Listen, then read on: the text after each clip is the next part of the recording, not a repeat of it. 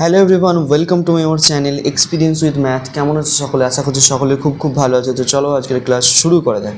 তো ফ্রেন্ড, আজকে আমরা করব তোমাদের জ্যামিতির যে 2 নম্বর চ্যাপ্টারটা আছে, বিন্দু, সরলরেখা এবং সমতল নিয়ে আলোচনা। তো প্রথমে হচ্ছে চ্যাপ্টারটার কিছু থিওরি পার্ট আছে, যেই থিওরি পার্টটা আমাদেরকে ভালো করে বুঝতে হবে, তবেই আমরা কিন্তু এই জ্যামিতির অঙ্কগুলো বুঝতে পারবো।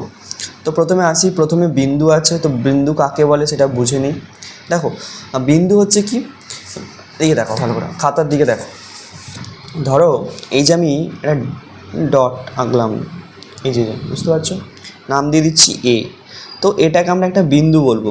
দেখো, এর কিন্তু কোনো দৈর্ঘ্য নেই, না তো আছে প্রস্থ, না তো আছে উচ্চতা। জাস্ট এর একটা অবস্থান আছে শুধু। এই যে তলটার মধ্যে, আমি যে তলটার মধ্যে আঁকলাম, এর একটা অবস্থান আছে, মানে এর অবস্থিতি আছে বলতে পারি, কিন্তু এর কোনো দৈর্ঘ্য, প্রস্থ, উচ্চতা কিছুই নেই। এই ধরনের জ্যামিতিক চিত্রকে আমরা কি বলে থাকবো? বিন্দু বলে থাকবো। কি বলবো? বিন্দু। মনে থাকবে। তো তোমরা বিন্দুর সংজ্ঞাটা তোমাদের বইয়েতে এইখানটায় আছে, দেখো যে কি, দেখো সংজ্ঞাটা আমি দাগ দিচ্ছি। বলছে যে যার কেবলমাত্র অবস্থিতি আছে, কিন্তু দৈর্ঘ্য, প্রস্থ বা বেধ কিছুই নেই, তাকে আমরা কি বলবো? বিন্দু বলবো। ঠিক আছে, বুঝতে পারলে বিন্দু কাকে বলে? বিন্দু দৈর্ঘ্য, প্রস্থ, উচ্চতা বা বেধ কিছুই নেই কিন্তু, তাকে আমরা বিন্দু বলবো। কিন্তু বিন্দুর কি আছে? শুধুমাত্র অবস্থিতি আছে, মানে কোনো তলের মধ্যে ওর অবস্থান একটা আছে। বুঝতে পেরেছ? চলো নেক্সট।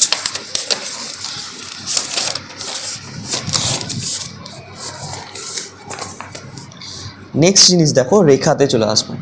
দেখো, যেগুলো আমাদের জানা দরকার সেগুলো ভালো করে জেনে নিতে হবে। ঠিক আছে, তাহলেই কিন্তু আমরা অঙ্কগুলো করতে পারবো। তো রেখা কীভাবে তৈরি হয় তোমাদেরকে আমি বোঝাচ্ছি। তো রেখা তৈরি হয় অসংখ্য বিন্দু দিয়ে। ঠিক আছে, তো আমরা যদি এরকম অনেক বিন্দু নিই এবং বিন্দুগুলোকে যদি জুড়ে দিই, তাহলে কিন্তু আমরা একটা রেখা পাবো। কিন্তু এটা অনেকগুলো আমি বিন্দু নিয়েছি, ঠিক আছে, ভালো করে বুঝবে। তো আমি এখানে অনেকগুলো বিন্দু নিচ্ছি। তো বিন্দুগুলোকে আমি যদি একসঙ্গে জুড়ে দিই, তাহলে কিন্তু একটা রেখা তৈরি হয়ে যাবে। ঠিক আছে, রেখা কিন্তু আমি তৈরি করতে পারবো। তো আমি যদি শুধুমাত্র আমি দুটো বিন্দু দিয়েও একটা রেখাকে অঙ্কন করতে পারি। কীভাবে আঁকতে পারি? দেখো, ধরো এখানে আমি একটা বিন্দু নিচ্ছি, এ বিন্দু ধরো এটা, আর এখানে একটা বিন্দু নিচ্ছি, যেটা হচ্ছে কি, নাম দিচ্ছি বি বিন্দু। তো এই দুটো বিন্দুকে যদি আমি সংযোগ মানে যুক্ত করে দিই, তাহলে যেটা পাচ্ছি সেটাকে আমরা কি বলতে পারি? একটা রেখা বলতে পারি। বুঝতে পারলে? তাহলে দুটো বিন্দুতে একটা রেখা অঙ্কন করা যায় কিন্তু। ঠিক আছে, তো কিন্তু এখানে তুমি যদি ভালো করে লক্ষ্য করে দেখো, এখানেও যদি আমি একটা বিন্দু কল্পনা করি, প্রত্যেকটা রেখা, এই যে রেখাটা তৈরি হয়েছে কিন্তু অসংখ্য বিন্দু দিয়ে কিন্তু এই রেখাটা তৈরি হয়েছে। ঠিক আছে, চলো তাহলে রেখা কি বুঝতে পারলে? রেখার সংজ্ঞা তোমাদের এখানে দেওয়া আছে, এইখানটা দেখো, যে জ্যামিতিক চিত্রে কেবল দৈর্ঘ্য আছে কিন্তু প্রস্থ, উচ্চতা কিছু নেই, তাকে রেখা বলা হয়। তাহলে রেখা কি বলবে? রেখার শুধুমাত্র কি আছে? রেখার শুধুমাত্র একটা দৈর্ঘ্য আছে। দেখো, এই যে লম্বা আছে, একটা লম্বা ব্যাপার, মানে এটা দৈর্ঘ্য বলি আমরা। তো দৈর্ঘ্য আছে কিন্তু না তো আছে প্রস্থ, না তো আছে উচ্চতা। সেই জ্যামিতিক চিত্রটাকে আমরা কি বলবো? রেখা বলবো। এটাকে আমরা কি বলবো? রেখা বলবো। বুঝতে পারলে? একে আমরা কি বলবো? রেখা বলবো। বুঝতে পারলে কি? এবার দেখো, তোমাদের বইয়েতে যে ছবিটা দেওয়া আছে এখানে, এটা কি লেখা আছে? দেখো, এটা সরলরেখা এঁকেছে পি কিউ। ঠিক আছে, এরকম দুটো বিন্দু দিয়ে একটা সরলরেখা অঙ্কন করেছে এবং দুদিকে দুটো তীর চিহ্ন মারা আছে। এইখানটা আমি তোমাদেরকে একটু বুঝিয়ে দিই। এই ব্যাপারটা কি একটু মাথায় রাখতে হবে, অনেকেই জিনিসটা আমরা ভুল করি। ধরো আমি একটা রেখা আঁকছি, এখানে এ বিন্দু, এখানে ধরো বি বিন্দু আছে। এ আর বি বিন্দু দিয়ে আমি একটা রেখা অঙ্কন করেছি। আচ্ছা, আবার এইখানে আমরা তীর চিহ্ন মারছি, এখানে তীর চিহ্ন দেওয়া আছে। কিছু কিছু জায়গায় তোমরা এমনি নর্মাল এইভাবে দেখতে পাবে যে এ বি। ঠিক আছে, এ বি, এখানে তীর চিহ্ন দেওয়া আছে, এখানে তীর চিহ্ন দেওয়া নেই। তীর চিহ্ন দেওয়া আর তীর চিহ্ন না দেওয়া থাকার মানেটা একটু ভালো করে বুঝে নাও। যখন তীর চিহ্ন দেওয়া থাকবে সেটাকে আমরা কি বলবো? সরল রেখা বা রেখা, যাই বলো না কেন, সেটাকে আমরা কি বলবো? সরল রেখা। সরল রেখাও বলতে পারো, এমনি নর্মাল রেখাও বলতে পারো, অসুবিধা কিছু নেই। ঠিক আছে, কিন্তু এটাকে আমরা সরল রেখা বলবো না, এটার একটা আলাদা নাম আছে। এটাকে বলা হয় রেখাংশ। এটাকে কি বলা হয়? রেখাংশ বলা হয়। এটা ভালো করে মনে রাখবে তোমরা, কি বলা হয়? রেখাংশ, মনে থাকবে। কেন রেখা আর রেখাংশ? দেখো এই যে রেখাটা এখানে তীর চিহ্ন দেওয়া আছে মানে কি এটা আরও এদিকে বর্ধিত হবে, আর এখানে এটা তীর চিহ্ন দেওয়া আছে মানে এই রেখাটা আরও এদিকে বর্ধিত হবে, মানে এটা এর শেষ পয়েন্ট নয় আর এটাও এর শেষ পয়েন্ট নয়। ঠিক আছে, মানে এটা এই দিকে যাবে, আমার খাতায় যদি জায়গা থাকতো আরও এদিকে যেতে পারবে আর এই দিকে আরও যেতে পারবে। ঠিক আছে, এটা এদের এন্ডিং পয়েন্ট নয় বা শেষ প্রান্ত নয়। কিন্তু এইখানে যেটা দেওয়া আছে দেখতে পাচ্ছ এ, যেটা রেখাংশের ক্ষেত্রে ভালো করে যদি দেখো তো এইটা এর এন্ডিং পয়েন্ট আর এদিকেও এর এন্ডিং পয়েন্ট, এটা মানে এর বেশি আর যাবে না আর এদিকে এর বেশি আর যাবে না। ঠিক আছে, এটাই হচ্ছে রেখা আর রেখাংশের মধ্যে বেসিক পার্থক্য, এটা কিন্তু মাথায় রাখতে হবে। ঠিক আছে, তাহলে তীর চিহ্ন দেওয়া আছে মানে কি এটা এদিকে আরও বর্ধিত হবে, এদিকে এটা আরও বর্ধিত হবে, কিন্তু এখানে তীর চিহ্ন দেওয়া নেই, মানে এটার এখানেই হচ্ছে শেষ প্রান্ত, এর এখানেই হচ্ছে শেষ প্রান্ত। রেখাংশ জিনিসটা হচ্ছে কি রেখারই সরলরেখার একটি অংশ, সরলরেখার কি একটি অংশকেই আমরা কি বলে থাকি রেখাংশ বলে থাকি। ঠিক আছে, তাহলে রেখা রেখাংশের মধ্যে ব্যাপারটা ক্লিয়ার হয়ে গেল। তাহলে আমরা দুটো রেখা এই দুটো বিন্দু দিয়ে আমরা কটা সরলরেখা অঙ্কন করতে পারলাম? একটি সরলরেখা অঙ্কন করতে পারলাম। এটা দেখলাম যে একটা বিন্দু নিয়েছিলাম, তাহলে আমরা একটি মাত্র রেখা অঙ্কন করতে পারছি। ধরো আরেকটা প্রশ্ন তোমাদের পরীক্ষায় আসে বা তোমাদের জিজ্ঞাসা করা হয় যে একটা বিন্দু দিয়ে আমরা কতগুলো হচ্ছে সরলরেখা অঙ্কন করতে পারি। দেখো একটা রেখা দিয়ে আমি অসংখ্য আঁকতে পারি, এইভাবে যেতে পারি, আবার এইভাবে অঙ্কন করতে পারি,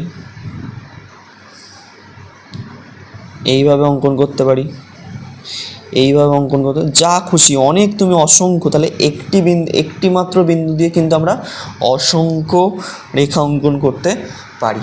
বুঝতে পারলে, একটি বিন্দু দিয়ে আমরা অসংখ্য রেখা অঙ্কন করতে পারি।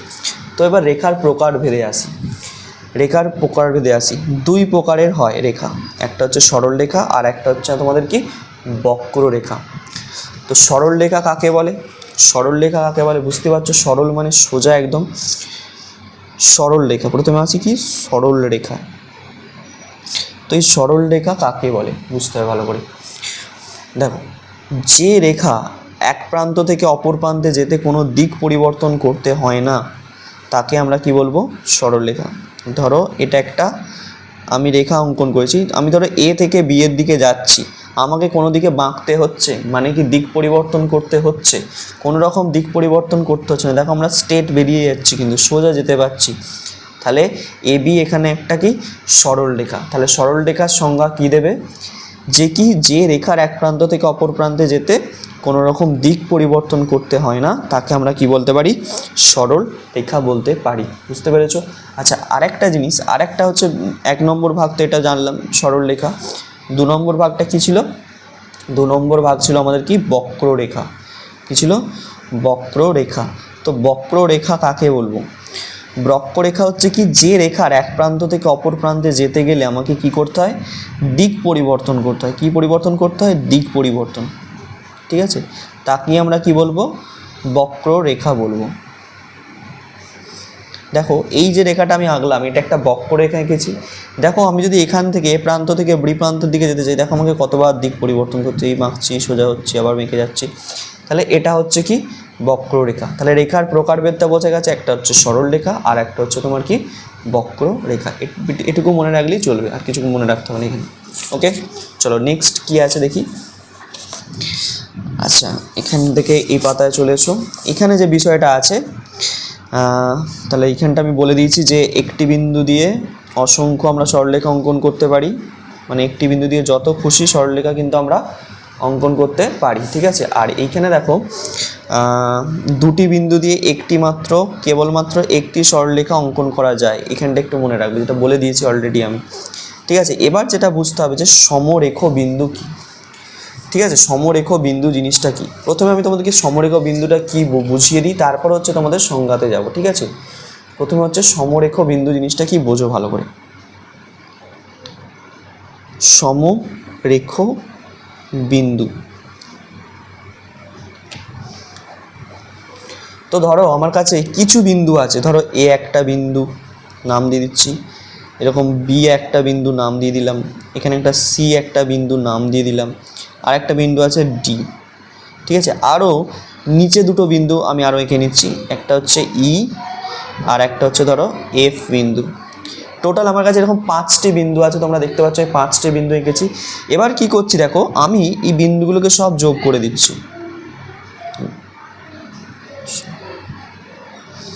দেখো আমি এটা এখানে কি পেলাম, সরল রেখা পেলাম না?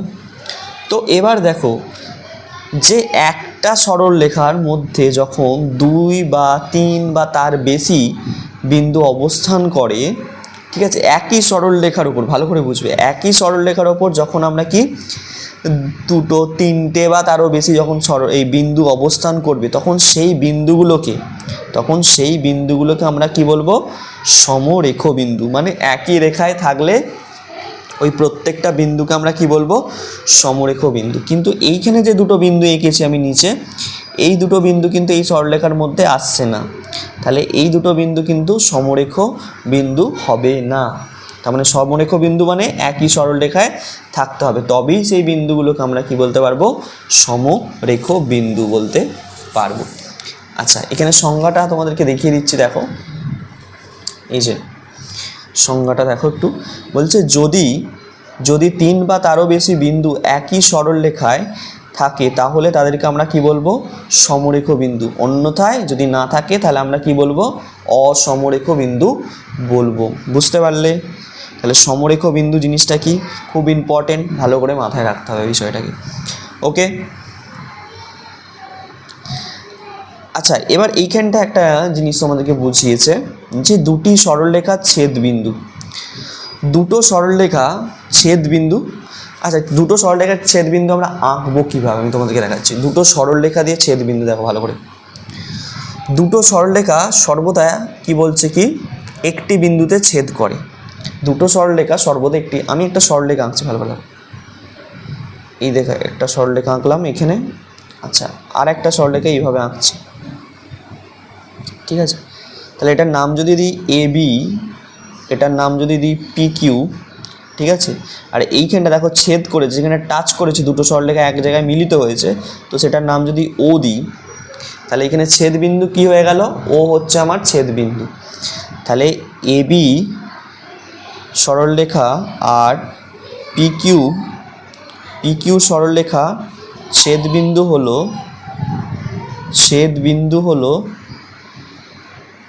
হলো কি ও। বুঝতে পারলে?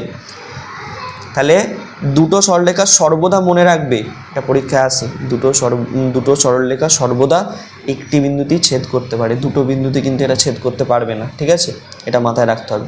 তাহলে কি দুটি সরলরেখা সর্বদা একটি বিন্দুতেই ছেদ করে। আচ্ছা, যদি দুটো বক্ররেখা থাকতো তাহলে তাদের কটা ছেদবিন্দু পেতাম? যদি দুটি বক্ররেখা থাকতো তাহলে আমরা কটা ছেদবিন্দু পেতাম? তাহলে আমি দুটো বক্ররেখা আমি এখানটায় এঁকে ফেলছি, ভালো করে দেখো, এইভাবে বক্ররেখা আছে, ঠিক আছে।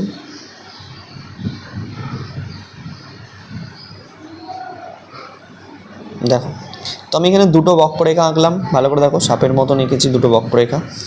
তো দেখো দুটো বক্ররেখার মধ্যে এই যে এইখানে একটা ছেদবিন্দু পেয়েছি, এখানে একটা ছেদবিন্দু পেয়েছি, এখানে একটা ছেদবিন্দু পেয়েছি, এখানে একটা, মানে একাধিক, একের বেশি অনেক ছেদবিন্দু পাচ্ছি আমরা। যদি এই রেখাটাকে বাড়াই আরও ছেদবিন্দু পাবো। তাহলে দুটো বক্ররেখা একাধিক বিন্দুতে ছেদ করে, এটা মনে রাখবে যে দুটি বক্ররেখা কি, দুটি বক্ররেখা কি করে, একাধিক বিন্দুতে ছেদ করে, একাধিক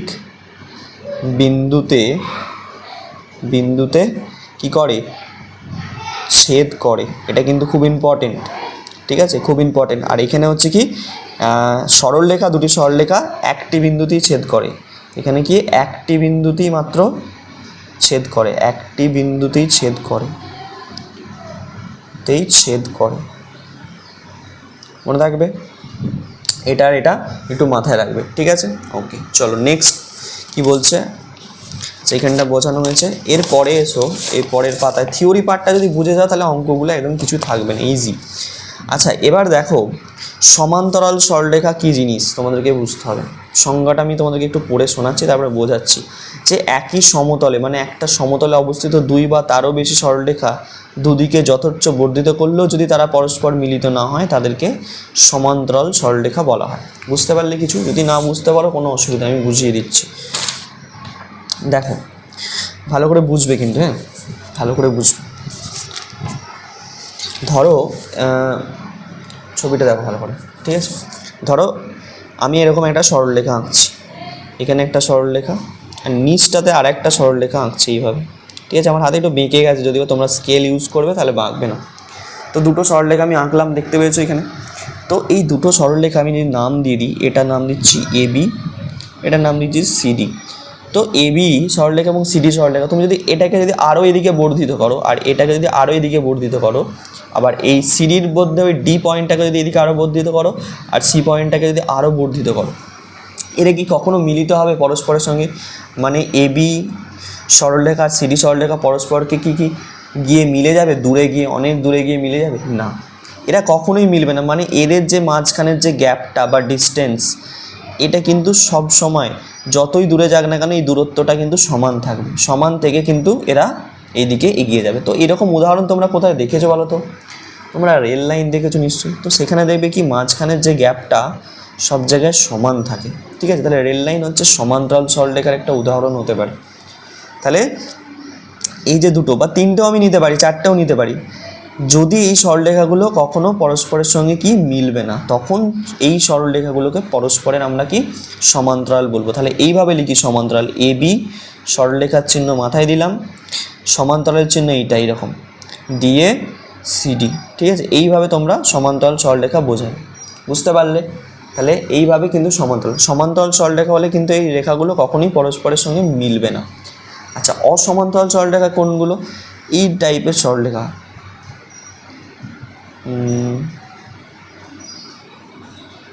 এই টাইপের সরলরেখা, ধরো এটা একটা সরলরেখা, এটা একটা সরলরেখা, ঠিক আছে।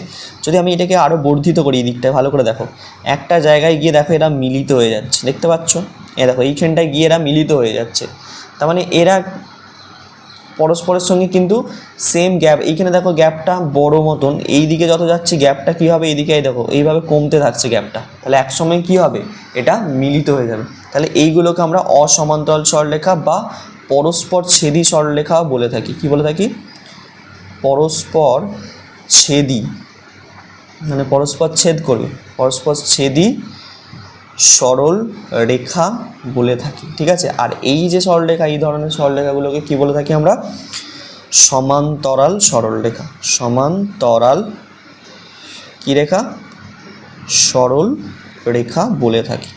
বুঝতে পারছো আমার কথা কি বললাম? তাহলে পরস্পর ছেদি সরলরেখা আর সমান্তরাল সরলরেখার মধ্যে পার্থক্য, বেসিক যে কনসেপ্ট, বুঝতে পেরেছো কি না? একদম। চলো নেক্সট। আচ্ছা, এরপরে যেটা জানতে হবে আমাদেরকে, এরপরে যেটা জানতে হবে সেটা কি? এইখানে দেখো একতলীয় বা নৈকতলীয় সরলরেখা জিনিসটা কি একটু দেখে নাও। এখানে একতলীয় বা নৈকতলীয় সরলরেখা, এখানে দুটো সংজ্ঞাটা দেওয়া আছে, দেখো কি বলছে। প্রথমে দেখো বলছে দুই বা তারও বেশি সরলরেখা একই তলে অবস্থিত হলে তাকে একতলীয় সরলরেখা। মানে একটা তল, মানে এই যে দেখো এই যে বইয়ের পৃষ্ঠাটা, এটা একটা তল, তাহলে এই তলের মধ্যে যখন দুটো বা তারও বেশি সরলরেখা যদি থাকে তাহলে তাদেরকে আমরা একতলীয় সরলরেখা বলবো, একই তলে অবস্থান করছে, ঠিক আছে। আর নৈকতলীয় সরলরেখা জিনিসটা কি বলছে? দুই বা তারও বেশি সরলরেখা যখন বিভিন্ন তলে অবস্থিত করবে, মানে এই তল ছাড়াও আর একটা তল, মানে অপর একটা, ধরো আমার হাতটা দেখো ভালো করে তাহলে বুঝতে পারবে, তোমাকে বুঝিয়ে দিচ্ছি। ধরো এটা একটা তল, আবার এই হাতটাকে এইভাবে রেখেছি, মানে এটা একটা তল, এটা একটা তল, মানে এই তলে অবস্থান করবে, এই তলে অবস্থান, তখন তাদেরকে আমরা কি বলবো? দুটো তল আছে, এখানে একটা তল, এইখানে একটা তল, দুটো তল। তো যখন এরকম দুটো তল বা তারও বেশি, ঠিক আছে, বিভিন্ন তলে অবস্থিত হবে তাদেরকে আমরা কি বলবো? নৈকতলীয় সরলরেখা বলবো। ওকে, এটুকু মাথায় রাখবে, এটা অতটা খুব একটা ইম্পর্টেন্ট নয়। আচ্ছা, এইটা কিন্তু খুব ইম্পর্টেন্ট, সমবিন্দু সরলরেখা। কি? সমবিন্দু সরলরেখা কিন্তু খুব ইম্পর্টেন্ট। সমবিন্দু সরলরেখা কি বলছে আমি তোমাদেরকে একটু বুঝিয়ে দিই প্রথমে, যদি ভালো করে বুঝবে কিন্তু। হ্যাঁ, ধরো ছবিটা ভালো করে দেখো তাহলে বুঝতে পারবে। ধরো একটা বিন্দু আঁকছি প্রথমে, ফার্স্ট আমি একটা বিন্দু আঁকছি, এরকম একটা বিন্দু আঁকলাম, ঠিক আছে। তো এই বিন্দু দিয়ে আমি কিছু সরলরেখাকে নিয়ে যাচ্ছি এই বিন্দুটার উপর দিয়ে, ঠিক আছে। এখান দিয়ে নিয়ে গেলাম, এখান দিয়ে নিয়ে গেলাম, যাই হোক একটু বেরিয়ে যাচ্ছে, অসুবিধা নেই, এটা একটা বিন্দু। তো এখানে একটা নিয়ে গেলাম, ঠিক আছে। তো নাম দিয়ে দিচ্ছি A B C D E F, ঠিক আছে। এটার নাম দিচ্ছি ও। যখন একটি বিন্দু দিয়ে অনেকগুলো সরলরেখা যখন যাবে, মানে একই বিন্দুর ওপর দিয়ে যখন যাবে, তখন সেই সরলরেখাগুলোকে আমরা কি বলবো? সমবিন্দু সরলরেখা। কি বলবো? সমবিন্দু সরলরেখা। ভালো করে বোঝো, কি বলবো? সমবিন্দু সরলরেখা। সরলরেখা, বুঝতে পারলে কি বললাম? কি বললাম তাহলে? সমবিন্দু সরলরেখা। যখন একটি মাত্র বিন্দু দিয়ে যাবে, যখন অনেকগুলো সরলরেখা বা কতগুলি সরলরেখা একটা নির্দিষ্ট বিন্দু দিয়ে যাবে, তখন সেই সরলরেখাগুলোকে আমরা কি বলবো? সমবিন্দু সরলরেখা বলবো। তার মানে এখানে কে কে সমবিন্দু সরলরেখা? এবি একটা সমবিন্দু সরলরেখা, সিডি একটা সমবিন্দু সরলরেখা এবং ইএফও একটি সমবিন্দু সরলরেখা। আর এই যে বিন্দুটা, মানে যেই বিন্দুটার ওপর দিয়ে গেছে, ওই বিন্দুটাকে মানে ও বিন্দুকে আমরা কি বলবো? সমবিন্দু বলবো। কি বলবো? সমবিন্দু বলবো। বুঝতে পারলে? তাহলে সমবিন্দু সরলরেখা আর সমবিন্দু বিষয়টা কি, আশা করছি তোমাদের ক্লিয়ার হয়েছে। তাহলে এই ছিল তোমাদের থিওরি পার্ট। সংজ্ঞাটা আরেকবার দেখিয়ে দিচ্ছি, তোমাদের বইয়ের সংজ্ঞাটা একবার দেখে নাও। এই দেখো সংজ্ঞাটা কি বলছে, বলছে একই সমতলে অবস্থিত 3 বা তারও বেশি সরলরেখা যদি একটি বিন্দুতে মিলিত হয়, তাহলে সেই বিন্দুকে সমবিন্দু সরলরেখা বলা হবে। এই দেখো এখানে ছবিটা দেওয়া আছে, এটা কিন্তু সমবিন্দু নয়, এখানে দুটো গেছে, এটা আলাদা বিন্দু দিয়ে গেছে কিন্তু, ঠিক আছে? তাহলে এটা সমবিন্দু সরলরেখা। এই সরলরেখাগুলো যেগুলো দেখতে পাচ্ছ, আশা করছি বুঝতে পারছো, ক্লিয়ার একদম, কোনো সমস্যা নেই। তাহলে থিওরি পার্ট কিন্তু আমাদের কমপ্লিট হয়ে গেল। তাহলে আমরা অনুশীলনী 2-এর যে কাজগুলো আছে, নৈবক্তি প্রশ্নাবলী, এগুলো কিন্তু তোমরা নিজেরা বাড়িতে একটু ট্রাই করবে বা চেষ্টা করবে, পারবে। সবই বইয়ের মধ্যে আছে, সবই বোঝানো হলো, যে যে জিনিসগুলো সেইগুলি এখানে আছে, কোনো অসুবিধে নেই, ঠিক আছে? তোমাদেরকে তাহলে আমি ওই প্রশ্নগুলো, মানে যতগুলো প্রশ্ন আছে 2-এর দাগে নিজে করবে, মানে 8 পর্যন্ত সংজ্ঞা টঙ্গা এইসব সব বইয়ের মধ্যে পেয়ে যাবে। আমি তোমাদেরকে একটু আজকেই শূন্যস্থান পূরণটা একটু করিয়ে দিচ্ছি, দেখে নাও ভালো করে। শূন্যস্থান পূরণটা আমি তোমাদেরকে করিয়ে দিচ্ছি, ঠিক আছে? 9-এর দাগটা আমি তোমাদেরকে আজকে করিয়ে দিচ্ছি, ঠিক আছে? আর যদি উপরের যে প্রশ্নগুলো নিয়ে কোনো সমস্যা থাকে অবশ্যই জানাবে, ঠিক আছে? চলো, কি বলছে? বিন্দুর কেবলমাত্র আমরা কি জানি? অবস্থিতি আছে। এইমাত্র পড়লাম, প্রথমেই একদম পড়েছি কি? অবস্থিতি। অবস্থিতি আছে হলো। রেখার কেবলমাত্র কি আছে? রেখার কেবলমাত্র কি আছে? দৈর্ঘ্য আছে। রেখার একটা মাত্রই জিনিস আছে, যেটা হচ্ছে কি? দৈর্ঘ্য। ওকে, আচ্ছা, পরের প্রশ্ন কি বলছে? দুটি সরলরেখা যেখানে ছেদ করে সেটি হলো একটি কি বিন্দু?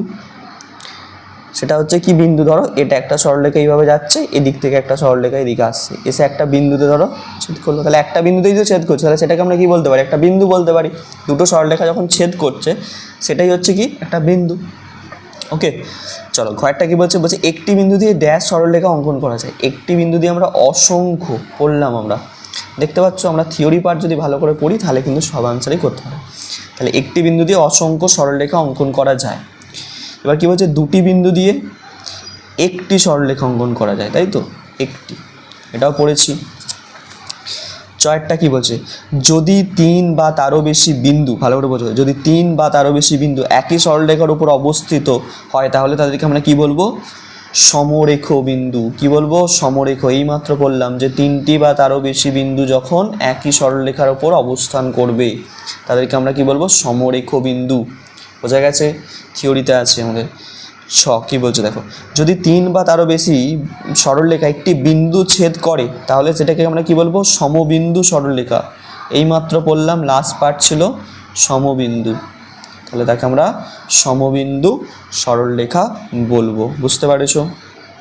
বাহ, ভেরি গুড। বর্গীর জ কি বলছে দেখো, একই সমতলে অবস্থিত 2 বা তারও বেশি সরলরেখা, একই সমতলে অবস্থিত 2 বা তারও বেশি সরলরেখাকে দুদিকে যথেচ্ছ বর্ধিত করলেও যদি তারা পরস্পর মিলিত না হয়, তাহলে তাদেরকে আমরা কি বলবো? সমান্তরাল সরলরেখা বলবো। এইমাত্র শেখালাম তোমাদেরকে, কি বললাম? সমান্তরাল। তুমি যদি বাড়াও, এইরকম ধরো দুটো সরলরেখা আছে, এটাকেও বাড়াচ্ছ এদিকে, এটাকেও এদিকে বাড়াচ্ছ, এদিকে বাড়াচ্ছ, দুটো কখনোই মিলবে না, তাহলে তাদেরকে আমরা কি বলে থাকি? সমান্তরাল সরলরেখা বলে থাকি। ওকে, চলো, আচ্ছা, দুটি পৃথক সরলরেখা পরস্পরকে ছেদ করে, তাহলে তাদের ছেদবিন্দু একটি বিন্দু হবে। তাদের ছেদ একটি মাত্র বিন্দু। দুটো পৃথক সরলরেখা, এদিক থেকে একটা আসছে, ধরো এদিক থেকে একটা আসছে, তাহলে একটি মাত্র ছেদ বিন্দু পাবো আমরা। বুঝতে পারছো? তাহলে একটি বিন্দু হবে, ঠিক আছে? আচ্ছা, এবার দেখো বলছে একটি ঘরে দুটি সংলগ্ন দেওয়াল একটি ড্যাশ ছেদ করে, সরলরেখায় ছেদ করে। একটি সরল রেখায় ছেদ করে। এই ব্যাপারটা বুঝতে পারলে না নিশ্চয়ই? দুটি ঘরের দেওয়াল, আমি তোমাকে ছবিতে বুঝিয়ে দিচ্ছি, তাহলে ব্যাপারটা ক্লিয়ার হয়ে যাবে। দেখবে ভালো করে। ধরো আমার কাছে একটা দেওয়াল আছে, এটা একটা দেওয়াল, এটা একটা দেওয়াল ধরে নাও। আর একটা দেওয়ালকে আমি কি করছি, ধরো এইরকম একটা দেওয়াল আছে, এর সঙ্গে যদি ছেদ করে, তাহলে এইখানে যদি আমি ছেদ করাই দেওয়ালটাকে নিয়ে এসে এইরকম, তাহলে দেখো একটা সরলরেখার উপর ছেদ করছে না, এটা একটা সরলরেখা নয় এই যে জিনিসটা, তাহলে এই জন্যই বললাম কি একটা সরলরেখা হবে। তাহলে বুঝতে পারলে নিশ্চয়ই প্রশ্নটা, যে একটি ঘরের দেওয়াল দুটি সংলগ্ন দেওয়াল একটি সরলরেখায় ছেদ করে। ক্লিয়ার? তাহলে কিন্তু আমাদের 9-এর দাগের যে শূন্যস্থান পূরণ ছিল সেগুলো কিন্তু কমপ্লিট হয়ে গেল। নেক্সট ক্লাসে পরবর্তীগুলো আমরা করিয়ে দেব। আশা করছি বুঝতে পেরেছো। তো আজকের ক্লাসটা এইখান পর্যন্তই, দেখা হচ্ছে নেক্সট ক্লাসে। তত অবধি মন দিয়ে পড়তে থাকো। All the very best.